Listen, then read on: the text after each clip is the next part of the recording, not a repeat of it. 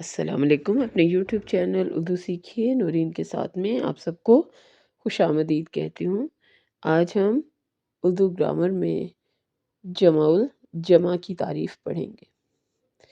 میں نے پہلے بھی آپ کو بتایا تھا کہ نام میں سے ہی تعریف بآسانی اخذ کی جا سکتی ہے، جیسے جمع الجمع یعنی جمع کی جمع۔ تو وہ اسم ہے جس کو جمع کے بعد پھر دوبارہ جمع بنا کر استعمال کیا جائے، اسے جمع الجمع کہتے ہیں۔ مثلاً دوا، ادویہ، ادویات۔ دوا ایک دوائی کو کہیں گے، ادویہ دو دوائیوں کو، اور ادویات بہت زیادہ دوائیاں ادویات کہلاتی ہیں۔ جوہر موتی کو کہا جاتا ہے، اس کی جمع جواہر، اور جواہر کی جمع جواہرات۔ تو جوہر، جواہر، جواہرات۔ رقم، رقوم یعنی رقم کی جمع کو رقوم کہیں گے، اور جب بہت زیادہ دولت ہو، بہت زیادہ پیسے ہوں تو وہ رقومات کہلاتی ہیں۔ اس طرح وجہ، وجوہ، وجوہات یعنی وجہ کی جمع وجوہ، وجوہ کی جمع وجوہات۔ رسم، رسوم، رسومات۔ رسم ایک رسم، جیسے شادی بیاہ میں رسمیں ہیں، اور نکاح،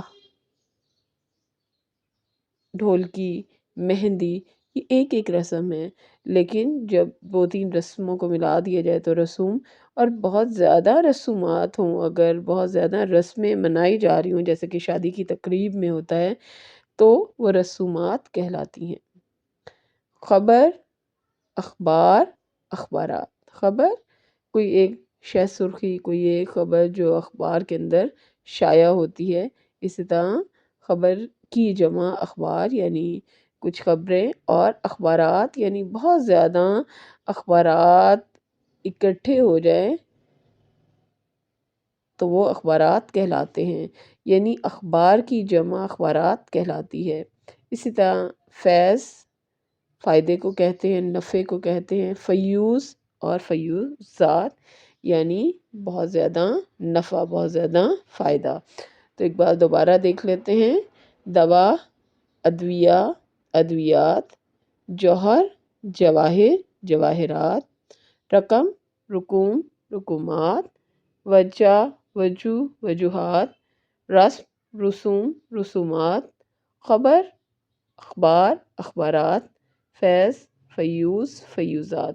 تو صرف جمع الجمع کی جو مثالیں ہوں گی وہ ادویات، جواہرات، رقومات، وجوہات، رسومات، اخبارات، فیوزات۔